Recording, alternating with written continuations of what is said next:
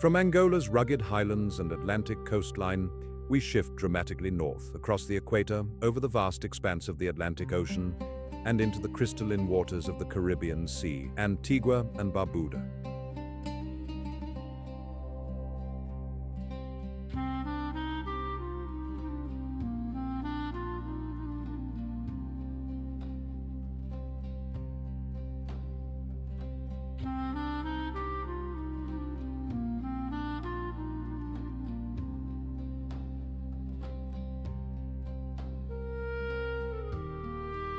If Angola was about resilience forged through struggle, Antigua and Barbuda is about paradise earned. 365 beaches, they say, one for every day of the year. And while Angola bears the scars of war, these twin islands shimmer with turquoise waters, white sand, and an energy that's laid back yet vibrant. British yet Caribbean, colonial yet utterly free. Antigua and Barbuda sits in the heart of the Eastern Caribbean, tucked into the Leeward Islands chain, about 1,000 miles east of Jamaica, and roughly 300 miles southeast of Puerto Rico. The country consists of three main islands, Antigua, Barbuda, and the tiny, rocky, uninhabited outcrop of Redonda. Together, they cover just 170 square miles, roughly 440 square kilometers, making this one of the smallest countries on Earth, about 3 times the size of Washington, D.C. Antigua, the larger of the two inhabited islands, spans 108 square miles and is home to about 97% of the population. Barbuda, 25 miles to the north, covers 62 square miles and has a population of just over 1,600 people. Redonda is basically a rock. Half a square mile of steep cliffs rising straight out of the sea, uninhabited, but technically part of the nation. The population is around 94,000 to 100,000 people, depending on the estimate.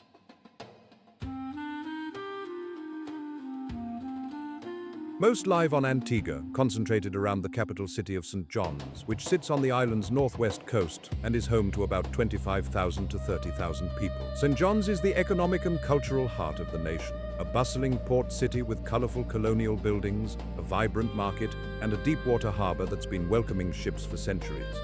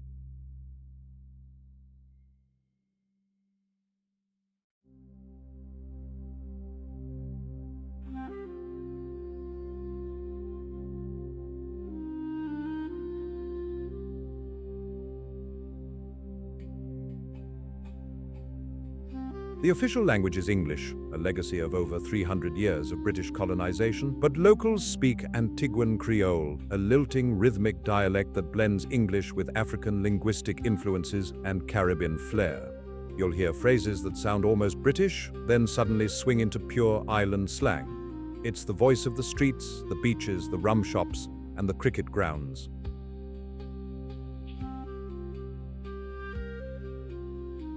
Antigua's geography is defined by its coastline. The island is relatively flat and low-lying, with its highest point being Mount Obama, formerly Boggy Peak, which stands at just 1,319 feet in the southwest. The mountain was renamed in 2009 to honor US President Barack Obama on his birthday, though it reverted to Boggy Peak in 2016. Still, locals often refer to it as Mount Obama. Antigua's geology is primarily limestone and coral, with no rivers or permanent streams. The island relies on rainfall, groundwater wells, and desalination plants for fresh water. The coastline is stunning. 95 miles of beaches, coves, bays, and cliffs, all lapped by warm, clear Caribbean waters. Barbuda, by contrast, is even flatter and quieter. It's a coral island with dense forests, highlands that rise to just 143 feet, and a spectacular lagoon on its western side. Codrington Lagoon is home to the largest frigate bird colony in the Caribbean. Over 2,500 of these magnificent seabirds nest in the mangroves every year. Male frigate birds inflate their bright red throat pouches during mating season, creating a bizarre and beautiful display. Barbuda is also famous for its pink sand beach, a 17-mile stretch of rose-colored sand created by crushed coral and shells. The beach is remote, pristine, and often deserted, a true slice of paradise.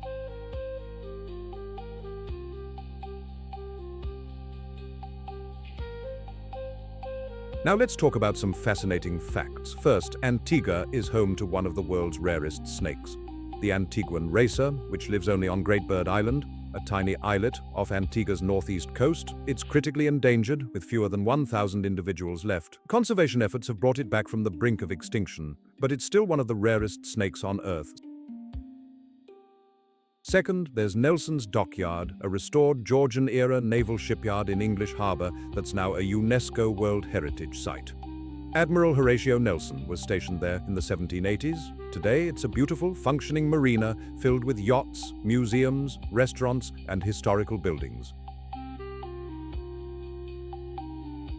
And third, cricket is more than a sport here. It's a religion. Antigua is the birthplace of Sir Vivian Richards, one of the greatest cricket players of all time, and when there's a match, the whole island tunes in.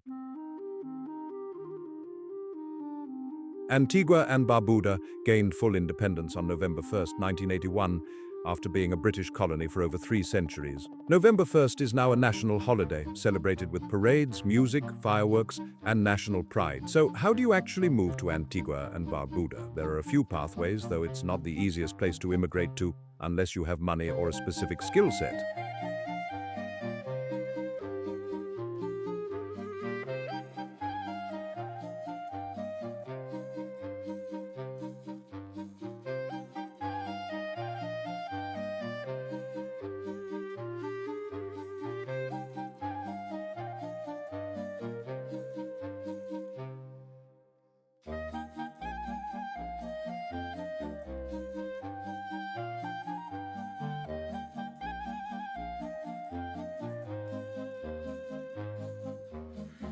For tourists, most nationalities need a visa to enter, though citizens of the US, Canada, the UK, and EU countries can enter visa-free for stays of up to 90 days or 6 months, depending on nationality. You'll need a valid passport, proof of onward travel, and proof of accommodation. For work visas, you need a job offer from an Antiguan employer, and the employer must sponsor your application and prove they couldn't fill the position with a local worker. Work permits are issued by the Ministry of Labor and require your passport, photos, a medical certificate, police clearance, employment contract, and proof of qualifications. Work permits are typically valid for 1 year and can be renewed.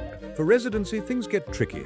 There's no straightforward digital nomad or retirement visa. If you want to live in Antigua long-term, you generally need to be employed, start a business, or invest in the country. Antigua offers a citizenship by investment program, which is one of the most popular pathways for wealthy individuals. You can invest in one of several options: National Development Fund, a non-refundable donation of $230,000 for a family of up to 4. Real estate, purchase government-approved property for at least $300,000 for a joint investment or $400,000 for an individual.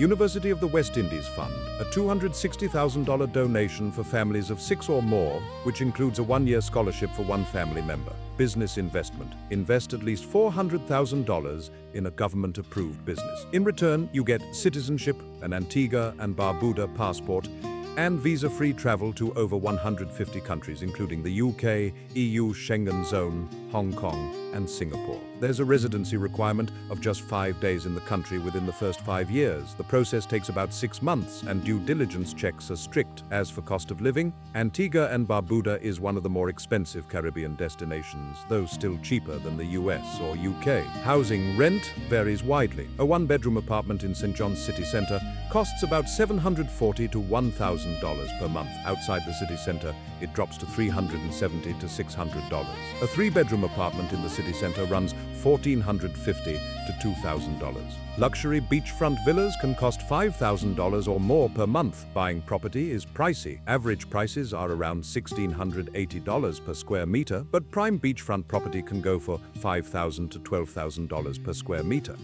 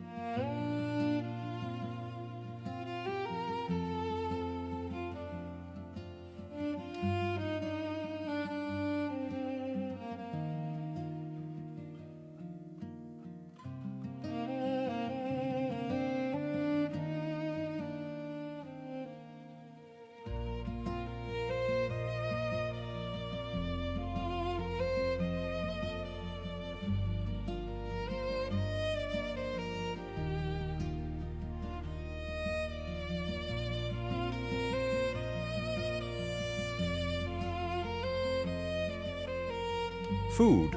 Groceries for one person cost about $200 to $300 per month if you mix local and imported goods. A meal at an inexpensive local restaurant costs $9 to $15. A 3-course meal for 2 at a mid-range restaurant runs $75 to $100. Transportation. Public minibuses are cheap, $3 to $5 per ride. Taxis are unmetered, and a ride across St. John's might cost $15 to $30. Gas is relatively affordable at about $5 to $6 per gallon. Many expats buy or rent cars, though import duties and taxes make vehicles expensive. Utilities, electricity, water, and internet cost about $150 to $250 per month. Electricity can be high if you use air conditioning often, as the tropical heat makes cooling necessary. Healthcare. Public healthcare is available but underfunded. Most expats use private clinics, where a doctor's visit costs $70 to $100. Private health insurance is essential and costs $240 to $375 per month for comprehensive coverage, including medical evacuation. All in, a single person can live comfortably on $2,000 to $3,000 per month,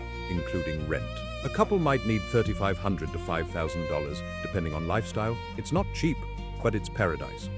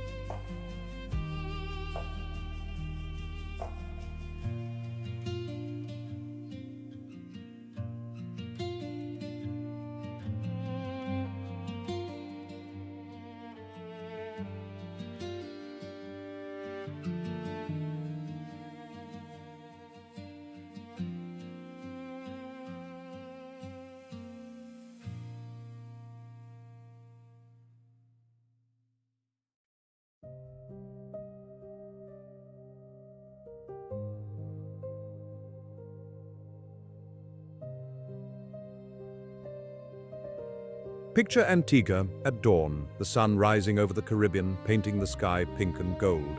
Picture Dickinson Bay with its powdery white sand and calm bath-like waters. Picture the colorful buildings of St. John's, the market bustling with vendors selling mangoes, soursop, and fresh fish. Picture the sailboats gliding across the turquoise waters, their white sails bright against the blue. Picture the frigate birds soaring above Barbuda's lagoon, their red pouches glowing in the sun. Picture the warmth of the people, the rhythm of the music, the taste of rum punch on your tongue. Picture yourself on a beach, your own private slice of paradise, with nothing but the sound of waves and the feeling of warm sand beneath your feet.